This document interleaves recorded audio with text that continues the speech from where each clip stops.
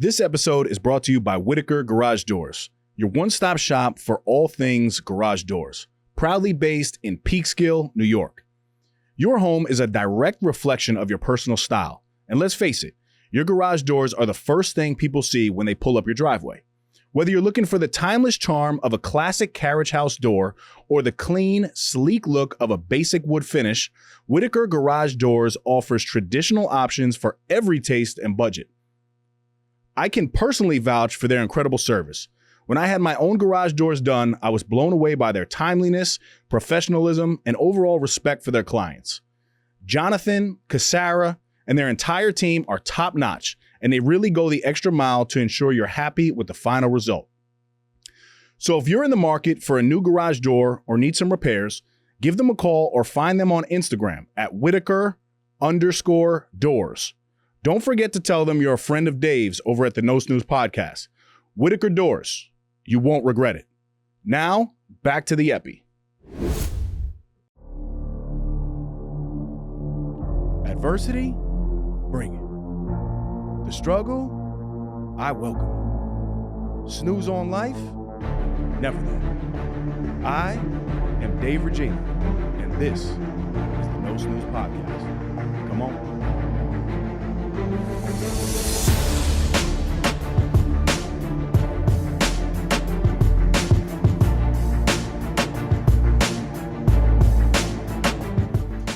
Welcome back, No Snooze Podcast, episode 268. As always, I'm in the booth with my brother. We got Claudio the Voice Valenzuela, and I am Dave the Body Regina. I don't know about you, CV, but when we wake up in New York on days like today, it's just such a blessing, no? I thought you were going to say something else. It is such a blessing, no? Yes. What did you think I was going to say? That you were noble again. What? That you were noble again. Oh, that I was noble again? Oh, nah. No new noble news. No nobility. But I'll keep you posted on that. But 80 degrees and sunny in New York City, my brother? Yeah. It's but it went from 40s to 80s. Yeah, like it's kind of weird, quick. right? Yeah. Yeah, we're bipolar out here. Yeah. For sure. And then also the thing about New Yorkers, at least about me, when it switches that quick, I'm like, oh, I'm too hot. I need the AC on. That's exactly right. Yeah, yeah, and then my everyone's AC's house, bro. Like it's like you had the heat on. Now you got to switch it over to the AC, and then I mean, who knows? By the time this episode drops in just a couple days from now, it might be back. So I don't know. I did see in the weather. It's going down. It's going down next week. Come on, man. Not to freezing, but like 60s? to the 50s. All right, I could do that. Yeah, no, that's probably where it's supposed to be. It was like 88 yesterday. Yeah, bro. it was hot. It was crazy. It was hot. I don't know. Yesterday was man. I popped my cherry. Westchester Soccer Club. I don't think I've ever been to a soccer game in my whole life. What a cool experience. I saw you were enjoying the VIP section. Yes, sir. And also watching the players like practice and stuff like that, right? Like that's cool. That's enjoyable for you. Good memories. See, if I go to a soccer game, that's exactly how I want to experience. I want a wristband on where they're moving the chains for me. Hey, come have a drink, come have something to eat. The field is right there. You're looking at all the people on the outside like, hey. Yeah, it's tough to go back to general seating. Peasantry. Yeah. General admission is once peasantry. You've been, and I've had the fortune on other games, other like pro games, where somebody gives you a ticket and you get like some VIP treatment, and it's like, man, how can anyone sit in the other seat? Yeah, yeah. But shout out to you as one of the partners on their podcast too. Super dope. Yes, sir. But very cool to see Westchester on that level. We were talking before; it was the largest sporting event that Westchester County has ever seen. Yeah, like 50 some odd hundred. Wow. Spectators. 5,000. Yeah, 5,000, and it was changed. I don't know. I can't remember the change. I don't know if it was 5,800 or 5,100. Oh, yeah. So that's why I said 50 some odd. 5,000. I'm like, that's an odd number. 50 some odd hundred. That's an odd number. I had predicted them losing like 8-2, and they ended up losing, what, 5-2, you said? 5-2, yeah.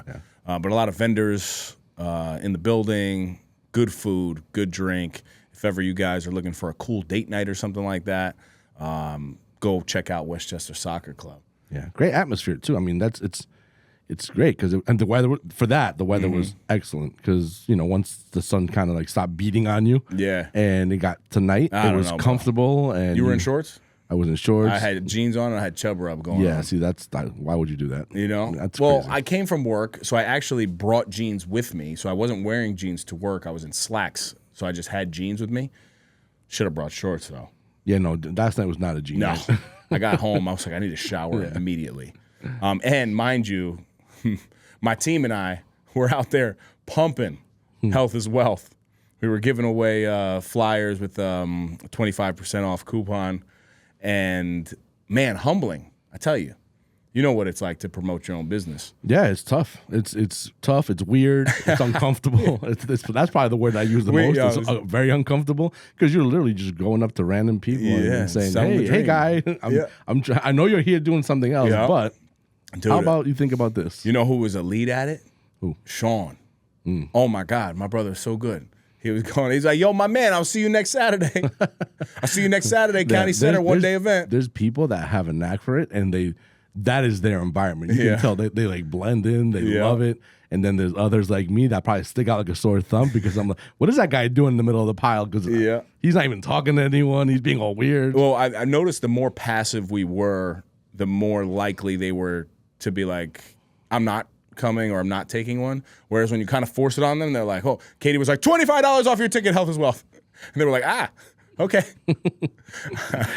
I'll take him. Stop yelling. Yeah, it was hilarious. But man, you know, there is something definitely to be said, just in business alone, that, you know, you can send out all these emails and you can do all these posts and all these things to promote your business, which you should do, ads and all that. But there is something about the old school grind to build your business. Talking to people, cold calling people, putting flyers on cars. Tough one, though. Dude, it's super hard. And it's I got a flyer in my car yesterday. Hey, do you know who it was? It was these two guys. Oh, who was? I don't know, something about health and wealth. Yeah, listen, I mean, but too often I think now this generation, they don't know that style of work, right? And when we saw the opportunity that Ari was like, hey man, look, we're gonna have 3,000 to 5,000 people in this place. We were like, dude, we got to go. Like it was a no-brainer for us to at least just go and connect with people. We passed out probably about 300 of the 1,000 that we had, and then we put like another 150 on cars. So we still didn't give out the 1,000. Oh, it was you? No, it was listen, it wasn't us. It wasn't us. It was my team. The team. But that's the other thing, right? Like we could have easily got some younger kids to go out and do that, right? But like I think people seeing you, and then also the belief that it puts in yourself. You have to challenge yourself to get out there and have conversations with people, man. Not an easy task, I tell you. Yeah. Not an easy task. Not at all. Not at all. And you know, to some people, like I said, it's easy. And to others, like I need to feel comfortable in the environment. I need to feel comfortable with the people that I'm like, at least some people there.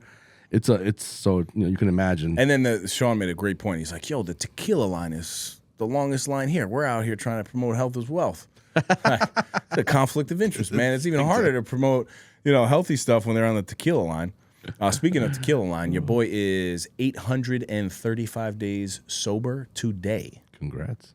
Not that I'm counting or anything. You couldn't even tell. No. It sounded like an approximation. Yeah, approximately. You know what I mean? So shout out to anybody on that sober journey. So, all right, I want to unpack this together. So this is the Bible verse for the week, and it's Timothy 1:7.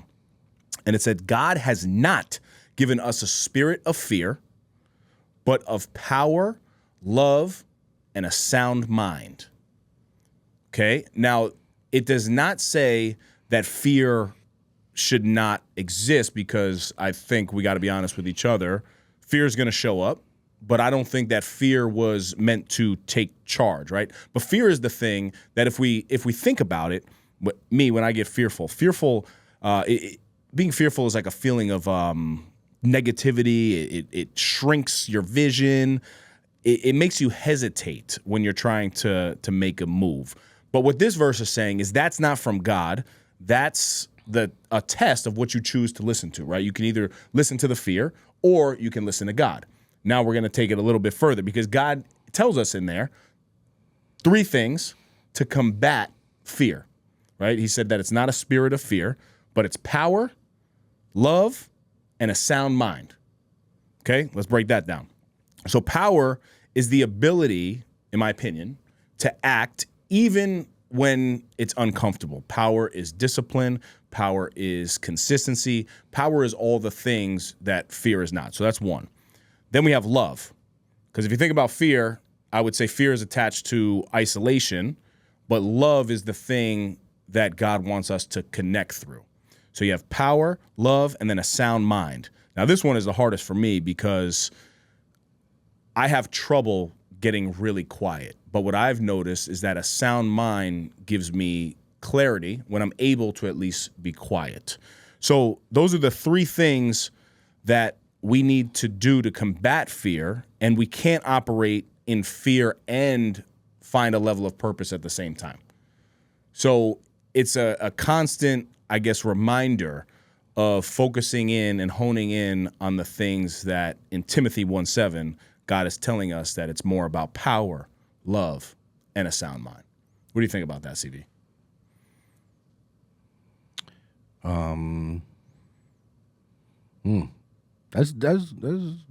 That's deep. It's very deep. Very deep. We just did that together too. I like that. That's very deep, but I'm also like wondering, like, and I guess I'm the thoughts that are going through my head are more so along the lines of like, scientifically, are those two like side by side? What are you saying? Like, because scientifically, yeah, right, our body consists of certain chemicals that fire off, and that's how our nervous system, our brain, blah blah blah. Stress, and the nervous system. Right. Yep. So when you have fear, sometimes fear can be overcome by kind of mastering some of those things that you were talking about. But then there's other instances where sometimes fear is kind of like a chemical imbalance in your body, and can those things help? Yes, I think you should always strive to kind of go down that path because it will be helpful. But it's not pulling you out of fear if chemically it's just not allowing you to. That's what's kind of going through my mind. Well, you're saying chemically. So are you talking about people that are like clinically depressed and stuff like that? Yeah. Yeah. So I don't know if this would apply to clinical depression. I'm not a doctor by any means, but for the average person out here, and I mean, you use a very specific term. It doesn't have to be depression. It could be like anxiety, anything. Anything. And it could be mild. I'm not talking about the severe side. I think mild. This is a good thought for the person, even like myself, who struggles with moderate anxiety. Not really depression these days, but certainly had a lot of experience with dark moments and extreme depression in some seasons of my life. But all it's saying is that the spirit of fear is not meant to be the leader of us, right? We're more of power, love, and a sound mind when you're trying to make decisions in your life. So I think the question we need to ask when we have fear, the question should be posed, what would I do if I was thinking about love, power, and a sound mind? Which is hard to do. Can you have those clear thoughts in those moments in a moment of fear? Yeah, I think we have to work towards that. I think that's the thing that needs to be worked on every day, right? Because I think a lot of people wake up and they feel depressed, they feel these negative thoughts, but then they're not taking the actions that they know are going to move the needle forward. That's where I struggle with people who understand, and this could be people who are severely depressed where medication may be required. So that's a little bit separate. But I struggle with individuals who want so much more out of their life, and they have these negative thoughts like everybody else, but they're just not doing the things. Right? Like, because then it's like you're playing victim.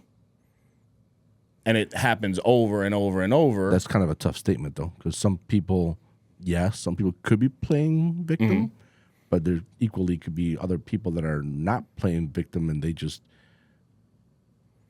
can't get out of that kind of vicious circle.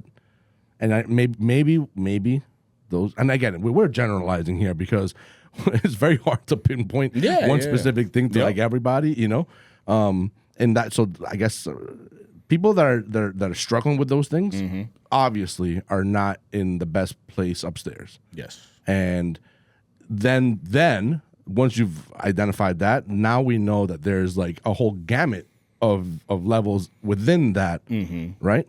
So yeah, it's easy to say, but if it's not allowing you to do that, if it's stopping you from doing that, if it's whatever, it's a contributing factor. I don't know. These are the things, because I don't even know where I'm going with this, other than to say that's kind of what was crossing my mind. You're playing devil's advocate, which is fine. What I always do. I appreciate that. No problem.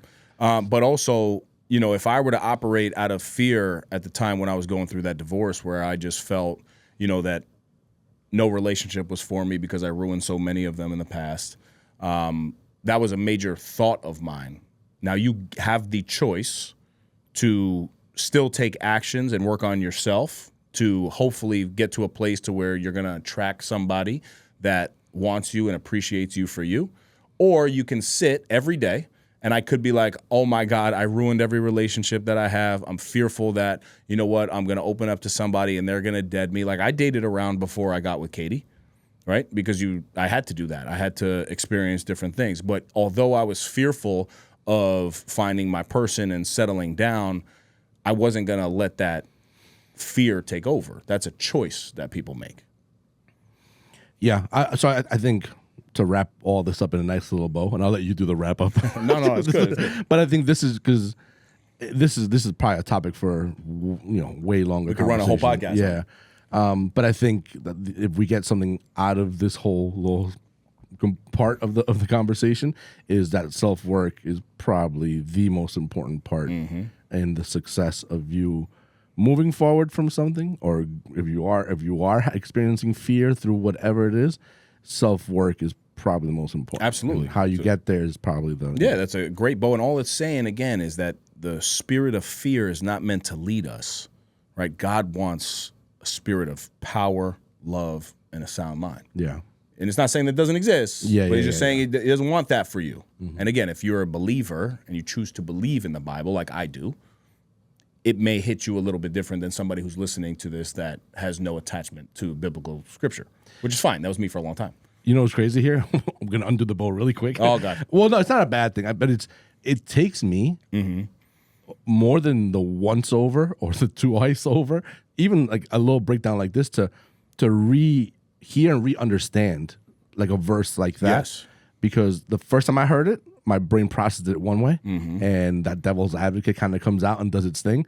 And the more we've kind of talked through it, and it starts kind of like changing and understanding. And then literally right now, when you just basically recited it again, I heard it with almost like a different lens, and I was like, oh, it makes sense, and it's not a bad message. It's actually a very good message. It's a very wholesome message that's kind of rooted at in love and amen. But Amen. Does that happen to you? Oh, absolutely. 3 times. Yeah. Well, so that's why there's a whole separate conversation. That's why God says to meditate on His Word, because when you read it for the first time, you're gonna pick up different things that if we just meditated on His Word, that's what, in my opinion, He means by meditate on the Word. I don't think He literally means like and do that. But I think He means this is what Bible study is, right? We literally just broke down like one small Bible verse and had a conversation about it. That is meditating on God's Word. And when you do that, the Bible says that that's when the Spirit of God comes in you and allows you to see a new way of life. And the more that you do it on a daily basis, that becomes the practice and the process and the procedures that you kind of live by. And it happens for me all the time. So when I first read something, I don't understand it, to be honest. Like I just don't. Oh, so good. Because I was feeling like No. And especially there's certain versions of the Bible that's like, doth be hindered by the, and I'm like, what is that, bro? Like, I don't even understand that. Shout out to my boy Jeff. He would definitely understand that, right? Absolutely. I'm telling you, bro, that's how the Bible is to me. So I need the version NIV that is, much more in today's English, that I'm able to process, and I read it and I say it out loud, and then I have a conversation about it, and it literally just did what you kind of said. That's my version of that. How do you find how do you find stillness in your daily to be able to, because that takes work. Oh yeah, that takes work. Oh, that's not like just saying, hey, let me just get like 10 pages and go through 10 pages and kind of keep it moving, and I can now say I did 10 pages. Like, you're dedicating a very stillness moment to to practice. Yeah. Well, I think I have a leg up because I got a 5-year-old in the house. So my goal is when I read it, I try with Katie to explain it to Callie. Gotcha. So when and I think we spoke about this, one time before, but it takes a lot of work to try to break something down biblically to a 5-year-old. And then, I can imagine. And then put it into her. I mean, you just did it right now. Yeah, and then put it into her life, right? But I have to use words and concepts and different like tools to make it relatable to her. Plus, that means that you already have to have a very good understanding. Or we do it real time like this, like we just did. Like that was just real time. We were just breaking it down in terms of kind of how I was processing it. But he literally is giving you the formula for fear, power, love, and a sound mind. All right? Yeah. Pretty cool. All right, so we're going to get into some questions. Now, I pulled some questions that are a little controversial, and one dude was not so nice. So, we'll definitely get into that. But, I like being real with you guys. I like being vulnerable to a point to where, it's still hopefully empowering, but also allows you a level of relatability to what we're doing with the podcast. That's always been important from day one. So we just pulled a bunch of questions. CV, let them rip, my brother. Yes, we'll leave the best for last. As always, you can submit nosnoozepodcast@gmail.com, or you can hit us on Instagram at Dave Reg, at @nosnoozepodcast. For the past 5 years, I've trusted Kai Vision Studio with my podcast. And every time, Claudio delivers an exceptional experience. The setup here is flawless. Professional lighting, crystal clear audio, and a custom set that makes every episode look elite. As someone who speaks on leadership, I know how important it is to show up with clarity and confidence. This studio allows me to do just that. The quality here isn't just about the equipment, it's about the environment. Claudio has created a space where I can focus on my message, knowing the production will be sharp, engaging, and professional. In a world flooded with content, standing out matters. And having a studio like this gives me the edge to produce videos and podcasts that truly connect with my audience. If you're serious about creating high-quality content, I can't recommend Kai Visions enough. Claudio makes you feel at home, yet delivers at the highest level. 5 years in, I'm not going anywhere else.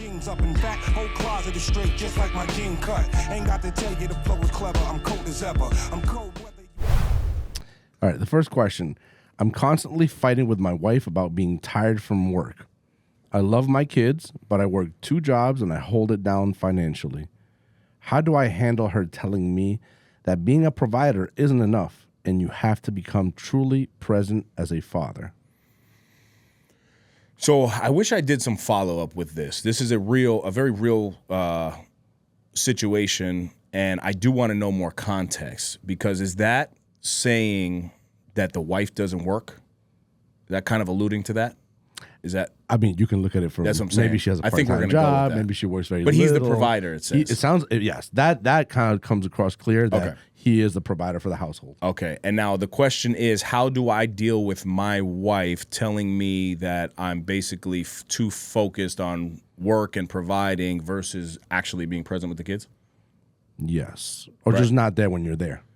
Or not present, right? Like, Yeah. either you're You're actually present, yes. physically working or not Because present. he may not be thinking about the You job. might be coming home, having a beer and dinner and Yeah, going to just sleep. being tired, being so burnt out. Gotcha. Like, I don't want nothing with nothing. Right. So yeah, this is tough, man. This is actually a very tough one, even for me to process and kind of get through, because I'm not necessarily in this exact situation. So I want to be clear about that. I'm not trying to tell you something that I'm doing in my own life. I mean, I provide for my family for sure. But I would challenge you, I guess. One, thank you for your honesty. Thank you for sharing that type of stuff with us. For sure, that's not easy. But I would challenge you to find time throughout the week to sit with your wife and pick out pockets, even if it's 3 times a week, 4 times a week, 2 times a week, where you're taking the kids away from her, even though you're working 2 jobs.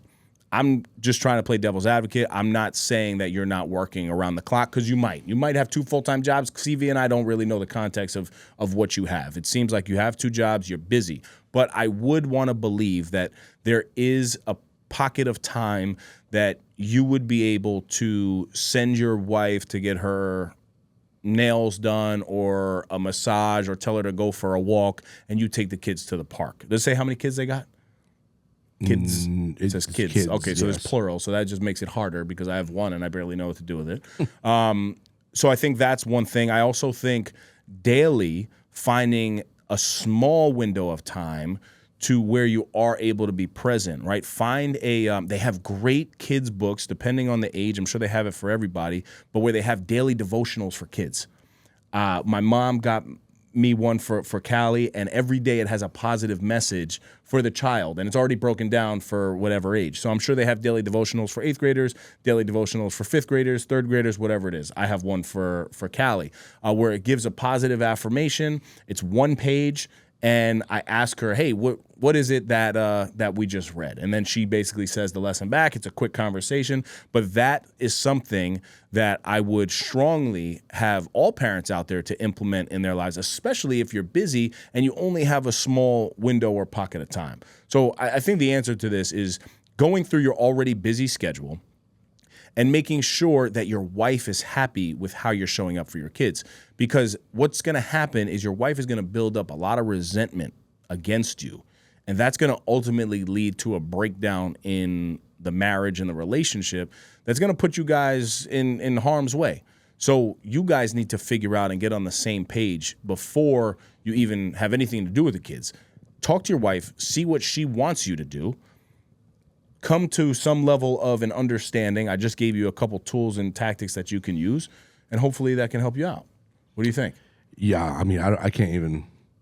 That's a really tough one. It's a really tough one. I guess with things that were crossed. I honestly, I'm even afraid of like throwing in like a thought because, you know, everyone lives their life the best way that they can. And whoa. I wouldn't agree with that. Everyone lives the best way that they can?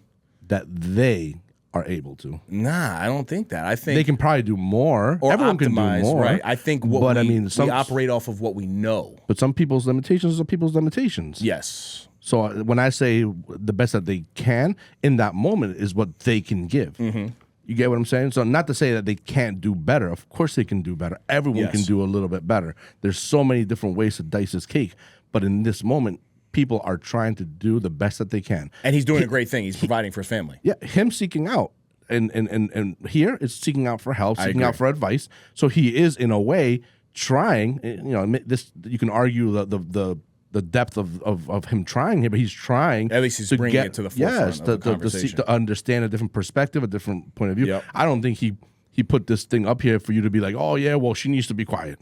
Yeah, she needs to stop complaining. Right. I'm pretty sure he kind of came on here to say, you know, what are different because you know everyone lives different lives, so something that you're going through and your experiences can maybe resonate with him, and sometimes that's all it needs. You know what I mean?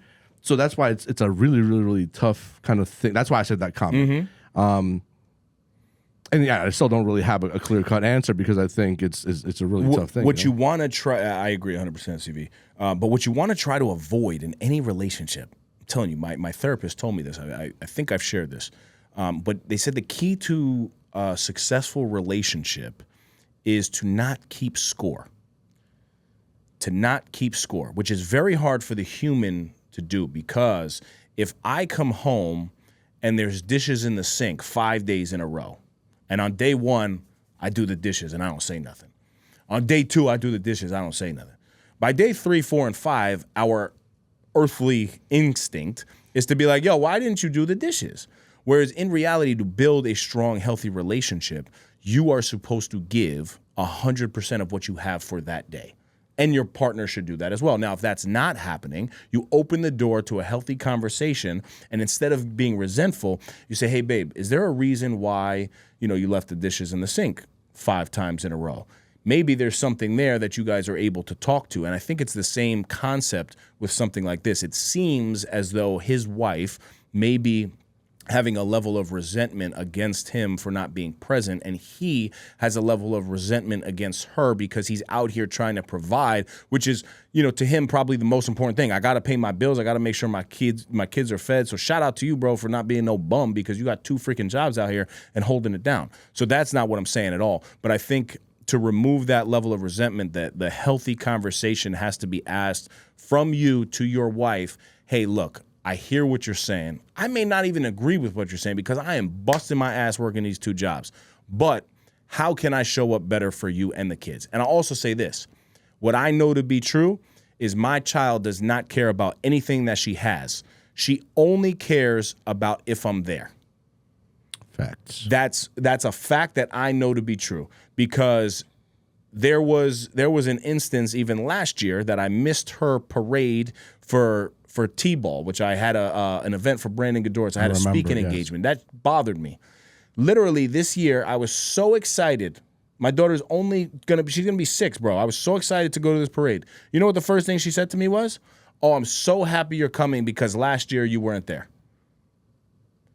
Which is crazy. My daughter might be a little extra with her memory, but that's how my daughter operates. So she knows what's most important to her, and that is making sure that her parents are around. So I would just challenge you, man, to make sure that although you're providing, you're doing, the best that you can on a working front. But come on, man, there's pockets of time throughout the day, throughout the week that you can carve out and that you want to carve out, because at the end of the day, man, when we're 6 feet under, there ain't going to be nothing about, oh, you got the rollie on the wrist, you got this, you got that. And that's somebody who I like all that stuff. But you got to make sure that you're present for the kids. Parenting is a major responsibility. Those kids did not choose to come into this world. We as parents made the choice, either consciously or subconsciously, or unconsciously, I don't know, depending on the state of mind at that time, to bring a child into this world, man. Like, it's our responsibility as parents to make sure we're there. Yeah, that's well said. I'm going to move on to the next question. Let's get it. I feel like I'm going to put my foot in my mouth. What's a moment in your life where your ego cost you something meaningful, and what did it teach you? Oof. Excuse me. I don't know if there's one moment in my life, but I have a lot of memories where, through reflection and even through meditation that I do, constantly come up for me. And relationships are the thing that I know that I have ruined in my life. Every intimate relationship that I have had with a girlfriend or, I was married prior, so my ex-wife, all of those relationships were essentially ruined over time by my ego. And that even goes all the way back to relationships in high school because I didn't know how to handle myself. So I don't necessarily regret the us breaking up and moving on by any means, but I certainly regret how I acted during times that were a little bit uncomfortable. The Dave Regina way of handling things, just up until a couple of years ago, right before Callie was born, was really just a verbal assault. If I felt any level of attack from you, I was just coming for you. I was going to say anything and utilize anger as a means to get you away from me. And then over time, what that does, whether that was my high school relationships, college relationships, and even in the marriage, that slowly begins to compound on somebody until the relationship is no longer solid. Now, I can't even tell you who broke up with who in these past relationships. I'm just not remembering. But that was the major thing that contributed. I also have something that comes up for me frequently when it comes to my mom.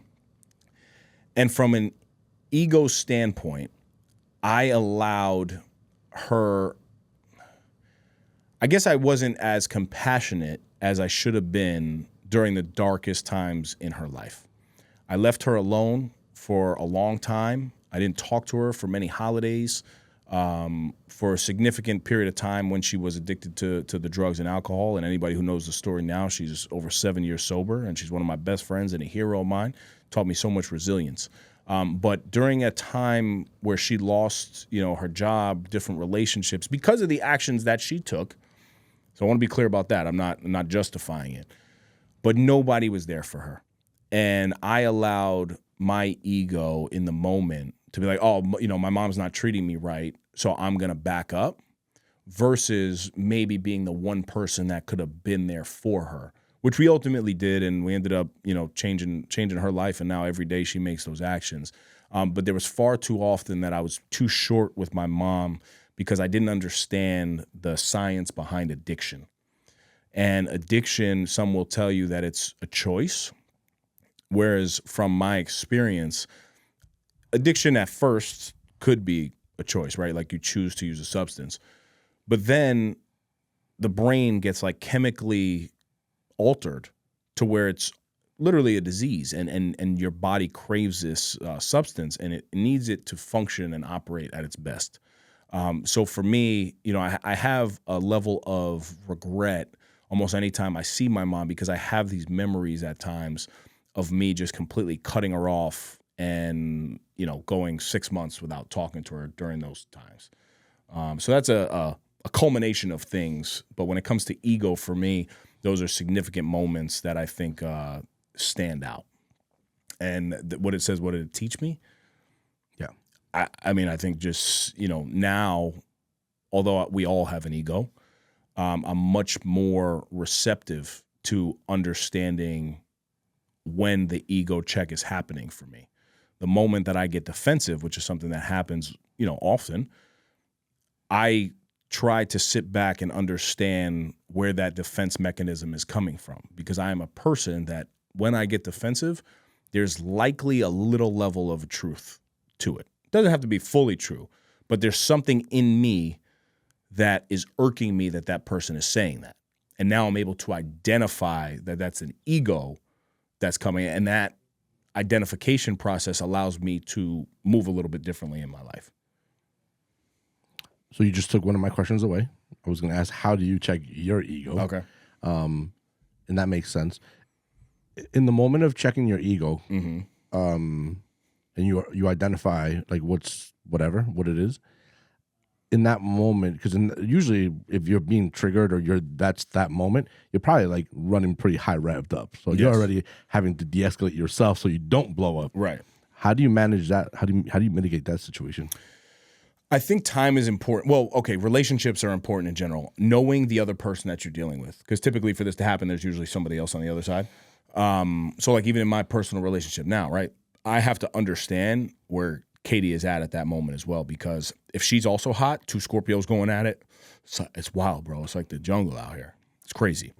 So I know for me that I need to process things, but I kind of want to address them sooner, whereas Katie needs a little bit more time to gather her own thoughts. So I think it's understanding and respecting the boundary of somebody else, but always making sure that we wrap this up with a bow, like you said before. You have to. And too often for me in my past, we were allowing time to just heal everything. And they say time heals all wounds. I don't think it does in relationships, man, because I think when you have these little things that go on in the relationship, they need to be discussed and just at least moved on from.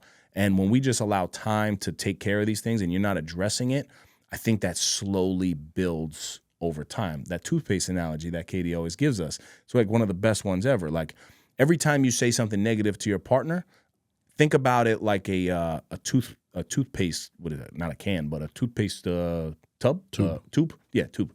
A tube of toothpaste. Every time you say something negative, you're taking a little toothpaste out. Can you ever really put toothpaste back in a tube? Like, I don't know if you've ever tried doing it, but I've actually tried, because I'll put too much toothpaste on my brush and you like try to like, cap it. It's very hard to do. You can't do it. And then eventually I think that toothpaste goes empty. And that's where you don't want to go in a relationship. The other question I was going to ask you was, and I don't know if it differs or not. If it differs, then go into it. If it doesn't, then just say the same thing. How does one, and when I say one, it could be anybody, check their ego? For me, it wasn't happening without help. That was me, honestly. Like help as in therapy? Yeah, for sure. Because if you're unaware, like unawareness, I think is like, it's one of the worst things in the world, because you're operating from a sense of thinking that you're doing the right thing. Yeah.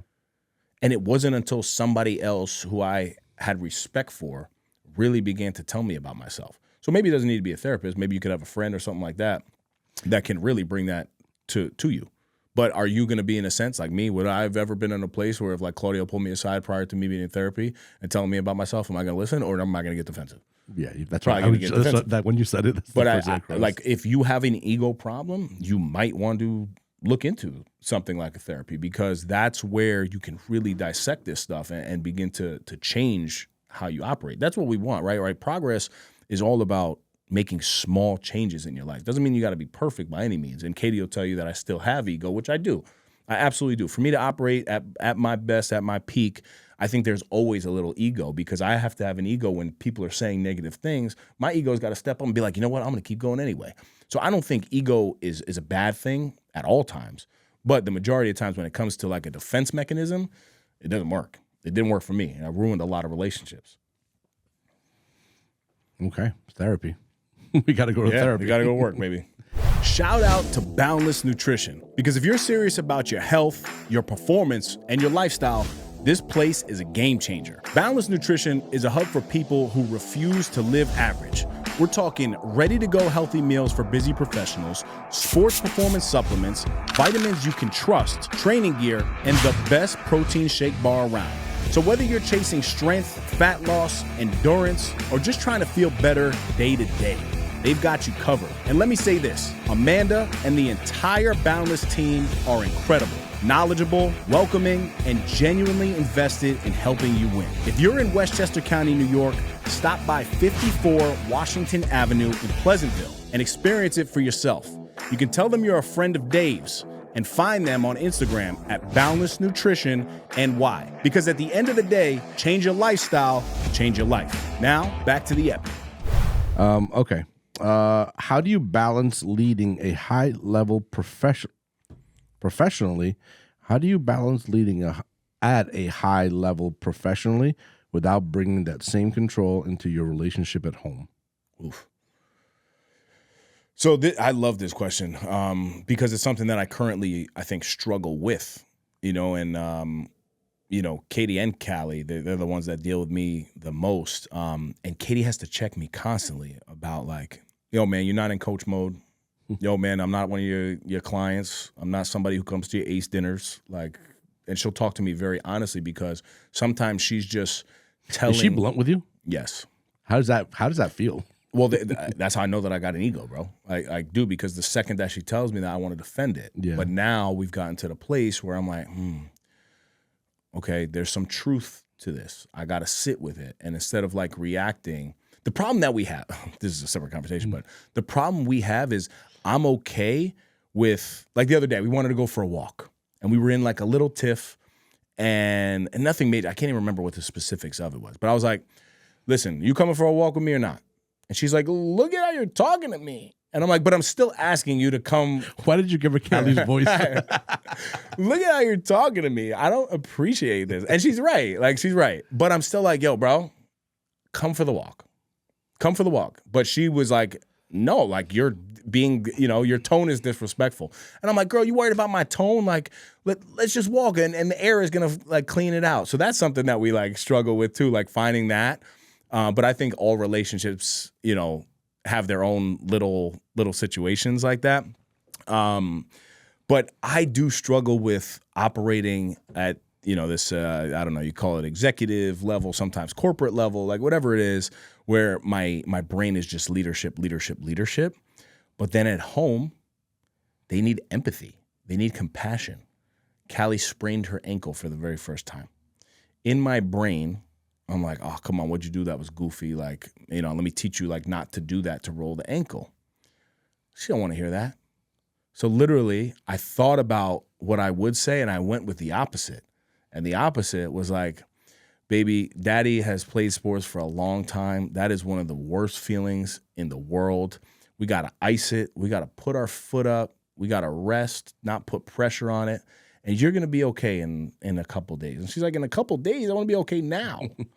And I'm like, well, it's going to feel tight, So I choose that route. Whereas like sometimes the opposite is actually happening in my brain. And I do that with Katie too. Because if she tells me she wants to, lose 2 pounds this week, and then I see her eating a Biscoff cookie, I'm like, yo, 2 pounds this week, what's up, baby? And she's like, get away from me. I don't know how she doesn't punch you or kick you. She does. She does. She looks at me and she's like, "Nah, I'm not one of your ace guys." So that's something that I definitely do struggle with for sure, but it's something I'm mindful of, right? You can struggle with things, but also you can still work on them even though you're struggling with them. And that's where I'm at. And I have many times, I got to bite my tongue. Because she comes to me in confidence because she just wants to talk to somebody. She wants somebody to listen. So I'll even ask, like, okay, do you want me to just listen? She's like, yeah, no advice. No advice. I don't need advice. That's my Catherine, too. Yeah. My Catherine is like, listen, just listen. Just listen. Just be there. By the way, that sounded like so a little bit of active listening. Yes. The way you process like or you told the story, the Cali story or whatever. Yeah. So, funny, very short story. There's this amazing therapist out there. Her name is Dana Coretta Stein. We both know her very well. And she sent me a video the other day. It's an old sitcom. It's Ray Romano. I don't know if you remember. What's the name of the show? I know Ray Romano. Yeah, it's like Everybody Loves Ray. Everybody Loves Raymond. Yeah. And it was about active listening. We had a conversation. So she records here, and we had a whole conversation about like things surrounding that thing. She sends me this video of active listening, and it's hilarious. It literally played out the same way you guys did your thing, and it was pretty funny. But shout out to her, and it's a real thing. Listen, I knew how to identify it. Yeah, I'm excited, man. Shout out to Dana and the podcast she's got going on right here in Caillou Vision Studios. I'm going to be jumping on that podcast in a couple weeks, so I'm looking forward to it. And shout out to her and you on this new journey. Our first convo was, if you remember, when she came on No Snooze. Yes, it was an awesome conversation. You loved it. I remember that. Immediately. Yeah. And she just had things that she was saying were like hitting home on different levels, and I think that's great. Okay, well, let's move on. Next question.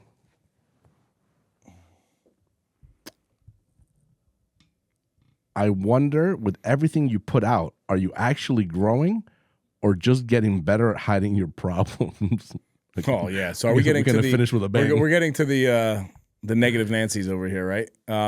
Sorry, I see my brain went into defense mode. Can you repeat that? I wonder, with everything you're putting out, are you actually growing or just getting better at hiding your problems? Yeah. I am getting better. I'm definitely getting better because of the focus and the intention that I think I bring to the table every day. I don't think I hide my problems by any means, so I would absolutely respectfully disagree with that. My sister, because this was a female that said this. I just saw the Instagram name, and I could tell that it's a female. So no, I really, it's unfortunate because sometimes you're going to put messaging out that people are just going to interpret differently, man. And that's a piece, and I'm sharing these with you guys because not everything that comes in is just like, oh, so motivational. And there's a lot of like nonsense and, small hate that comes in. But yeah, I'm not trying to hide my problems by any means. And I do think that I'm very intentional about my growth every single day, right? We have a formula, challenge, learn, serve that I try to embody every day. And I know that if I'm checking those boxes off, if I'm moving my body, if I'm learning something new via a podcast, reading a book, and if I'm serving, right, whether that's at work, whether that's, intentionally for somebody at Starbucks, just buying them a coffee, I feel good about that, and I am intentional about my growth. So I would say, yeah, I am growing. And to some, it may seem as though you're trying to hide stuff, but that's not really what I'm about. Yeah, this was kind of like a little dart with a little bit of venom. It's a jab, right? Yeah, it's definitely a jab. A little bit of venom on this little dart, and even like the end, like the hiding your problems. Number one, why do we have to put all of our problems? Why do we have to air out all the dirty laundry? Is it so that you can be satisfied to know all the dirty little secrets? You know what I mean? Versus, you put out what you put out, and that in itself is growth. It's just growing within your business, growing within what you're doing. But yeah, that last part, the hiding your problems, From who? Who are we hiding from? Right. It sounds, and I don't want to go too, I don't want to get into it with this person, but it sounds like there's a lot of, not hate, but discomfort in your own life for you to think that somebody who's being intentional about leadership, putting out a positive message into the world, that your take on that is me trying to hide my problems. I got problems like everybody. I'll tell you that right now. I got some financial problems. I got some relationship problems from time to time. Parenting problems, work problems, you name it. Health problems, they've all come up. But I don't think I utilize any of this to mask problems in my life by any means. Yeah, maybe we'll hide these last few words so that we don't antagonize anyone, because this could, I don't want anyone to feel offended any more than they already are, clearly. If the shoe fits, word. See, that's why we cut it. All right, so we're gonna finish off with a bang. If that last question wasn't didn't do it for you, yep, I got a better one for you. It's not even a question. This is a statement. Did somebody actually put this? Yeah.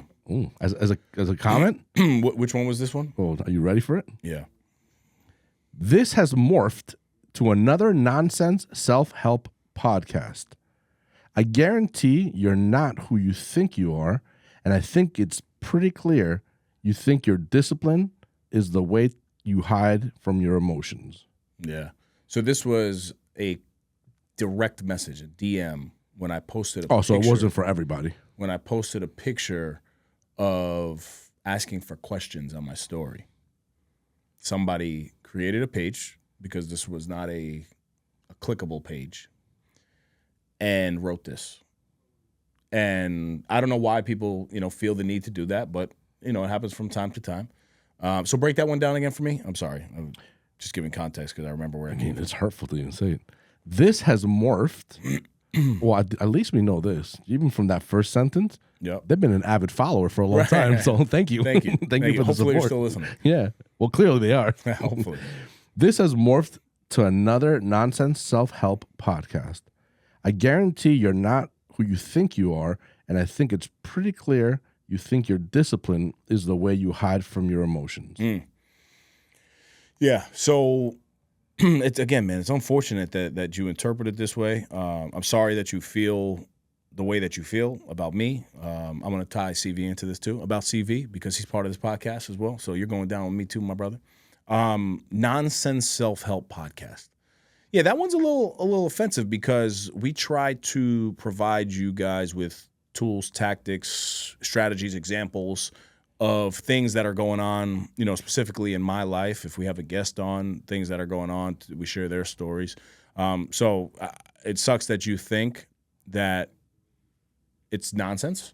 But also, this goes to the same thing, man, with those 7 negative people that spoke about the negativity of my speech that I gave, that public speech. I was listening to a sermon, and Philip Anthony Mitchell was preaching on this. And he said, what makes you believe, you, the person, the listener, Jesus was the only perfect person in the world, right? And I think anybody who understands scripture or anything like that understands that he literally was sent here from heaven to live a perfect life, right? But now he died because of our sins, right? You with me on that? Follow. Okay. Well, he died so our sins are forgiven. That's the concept of like Christianity, right? He said, what makes you think that you as a leader in your life, you as the businessman, the businesswoman, that if Jesus was actually perfect and still had people who criticized him, and still had so many people who judged him, and still had so many people who beat him, if he had that, and you are far from perfect, I am far from perfect, what makes us think that people are not going to come at us if they came for somebody perfect like Jesus? When he said that, and that's in the book of Matthew that he was preaching about, I was like, wow, I wish I had that when I had called Sean to be like, yo, like these 7 people, dookied all over my speech. So this person, you're just a hater, bro. Like, you're just hating. if you'd like to see something different with the podcast and you want to provide constructive criticism, I think that's cool. But we're going off of what we're hearing from people. People are constantly sending messages. Hey, man, I love these Q&As. It's applicable. And even honestly, when it's not applicable, they like listening to certain stories that we're telling. And then what's the last piece about the you're not who you are?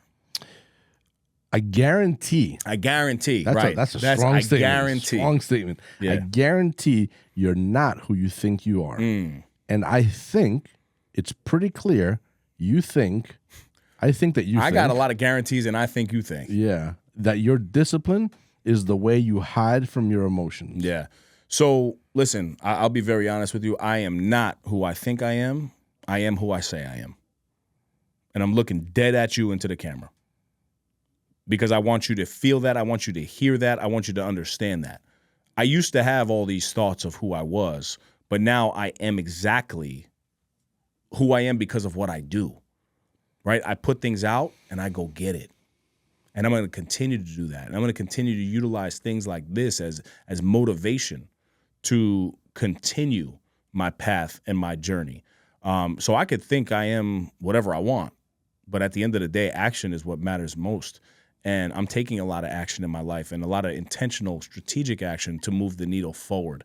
And again, man, you're saying a lot of I think, you think situations there when you got nothing. Oh, and then you also guaranteed, right? Like you're also guaranteed that I'm not. If you want to have a conversation, I'd be happy to open up the door. I'm not going to address your hate with any hate directed towards you, but I would pose a couple questions. Are you happy in your own life? To take the time out of your day to come forth and have this type of conversation with us. And also in terms of hiding my emotions, I think that's the last thing that I do now. I think I pride myself in vulnerability in a space that's typically not seen by men. I take a lot of pride in what we do and how we deliver messages. And also when things are uncomfortable, we have those uncomfortable conversations. I do it in my intimate relationships. I do it in private, and I do it in public. So I can't say that there's anything true to this, but my heart still feels a level of what's a good word? Just discomfort here, like what they're saying. Well, I think it's testing that thing you said before. Yeah. Right. It bothers me a little bit. It bothers me to hear this type of stuff. So you just kind of called out to say, oh, if you want, we can have a conversation, blah, blah, blah. In that sentence, do you feel that you would want to know why that person feels that way? Yes, I genuinely, that's what I want. I wanted to have a conversation with the 7 people that wrote what they wrote. Because I'm like, where did y'all get that from? Like, you were talking about toxic masculinity, and I literally told you so many stories about my daughter, about Miss Beverly, about like all these powerful women in my life. So where did you get that from? Like, I really want to know behind the scenes of what happens. And what I don't want to do is address, like I said, I don't want to address any level of hate with hate. I'd rather do it with conversation and questions. So, you know, if you wanted to have a conversation, if you see this, let's talk. Hit me up. Yeah, man. You know where to find me. You found me with a fake page. Well, actually, you know what? So I had 2 things I wanted to say. Yeah. One of the things that struck me immediately, and it says it in the very first sentence, the Nonsense Self-Help Podcast. Who determines that it's nonsense or not? Because ultimately, the way I think of these things, it's subjective. Anyone can think that this is great or it's not great or it's the bee's knees or it's the worst thing ever possibly done. But if it helps one person, was it really nonsense? If one person can resonate with the stories and the lessons and the things that come out of this podcast, that come out of the words that you kind of talk about, was it really nonsense? Or is that just like a very scorned way of saying, let me start off this sentence with a nice little jab that is, I don't know if it's founded or not. Like, are we on Rotten Tomatoes or something? Right. We got poor reviews. Like, I don't understand. We are Rotten. No, our reviews are actually good. 4.9 out of 5. If you want to go leave us a review. You want to check that out? You might be the point. This might be the one that brought us down a little bit. It's a good point. Yeah, and so I think there's. Yes, it is a saturated market, and there is a lot of different people. We've been in the game, my brother. We've been in the game. Right, we've been here for a long time. We have been here. But it's like, if it helps one person, it was worth it. Yeah. You know what I mean? Because it helped somebody. Somebody sought out help, and it benefited them. The other thing I wanted to say and this is more on a personal level, so we'll see if we keep this in or not. Do you think that like comments like these, I'm not going to be specific to this comment because it's not the first one that's come in, but do you think comments like these are a result from like failed relationships? And when I say failed relationships, I want to be clear because I think a lot of times you speak of failed relationships as in like amorous relationships, like past girlfriends or whatever. Where I think relationships, it spans a much bigger. Yeah, you're talking about friendly relationships. Yeah, anyone that's come in contact with you, right? So do you think that it's a result from failed relationships or just people that are out there being trolls? So in other terms, are you saying that maybe people who I've had bad relationships with in the past are writing this type of stuff? Yeah, I don't think so.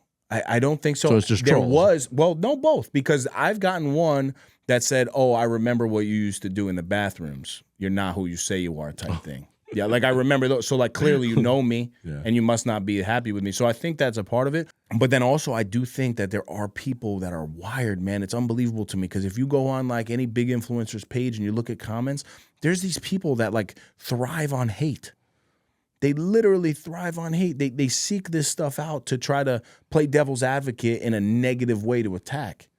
So, you know, I wouldn't be surprised if there's somebody from my past. But also at the end of the day, man, I don't have... From a homie standpoint, there hasn't been, I mean, many people that I like ended off in like a bad way. We just went our separate ways. There's plenty of people, an abundance of people from my past circles that have changed. But there was never really like, oh my God, now, you know, I want the worst for you or this or that. It was just like, yo, we just grew apart. So I would be shocked. I don't know. You know what I mean? But I also think there's just a plethora of individuals out there that are focused on negativity, man. Yeah, that's rough. Yeah, that's rough.